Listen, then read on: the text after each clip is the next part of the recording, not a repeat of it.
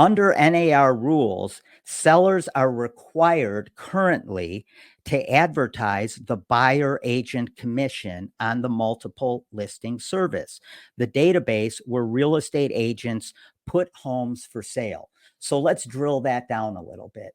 So every listing on the MLS has a little box there, and that little box indicates what the commission is, the co-op commission is, that is being paid to the buyer's broker. So for instance, if you're selling a $400,000 home, it's that little co-op commission box shows the commission that the listing brokerage is going to pay to the buyer's brokerage once that deal closes. Excuse me, I'm going to take a little drink here.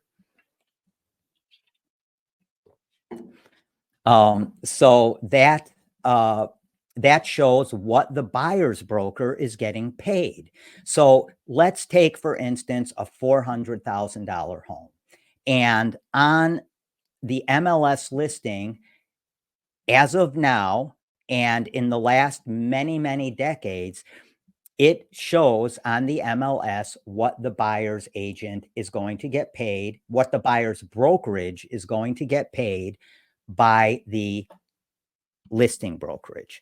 So if it's 2.5% on a $400,000 sale, at the close of that sale, the listing brokerage is going to pay the buyer's brokerage $10,000. That's 2.5% of 400,000. That is no longer going to be the case. So, and what I mean by that is it's no longer going to be the case that that fee, not that fee, but that commission is going to be indicated on the MLS. That box is going to disappear. It is not going to be there anymore. And no longer can sellers advertise what they're willing to pay in commissions to the buyer's brokerage. They can, however, say what concessions they are willing to give to the buyer's brokerage in terms of closing cost fees to the buyer's brokerage. So very often at a closing, the buyer will either ask for a 3% closing cost credit to go towards all prepaids, closing costs, lawyers' fees, and whatnot.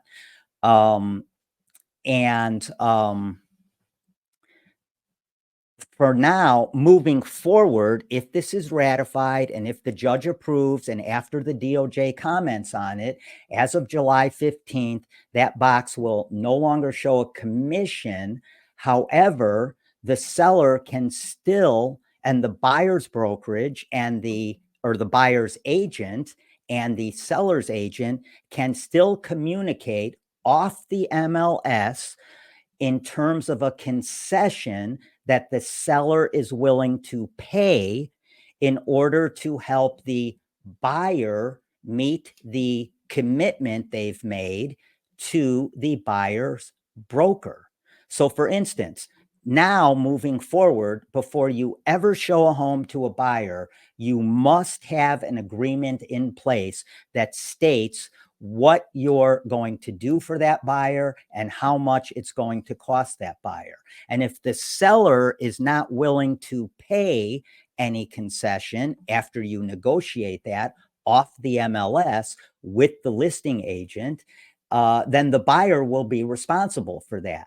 So what that means is, in many cases, the buyer may end up paying that commission, whereas in the past, the commission was split on the total listing commission. So if it was a 5% commission, 2.5 would go to the seller, 2.5 would go to the buyer's brokerage. Now that's not going to be the case if this is ratified, and in all likelihood, it will be.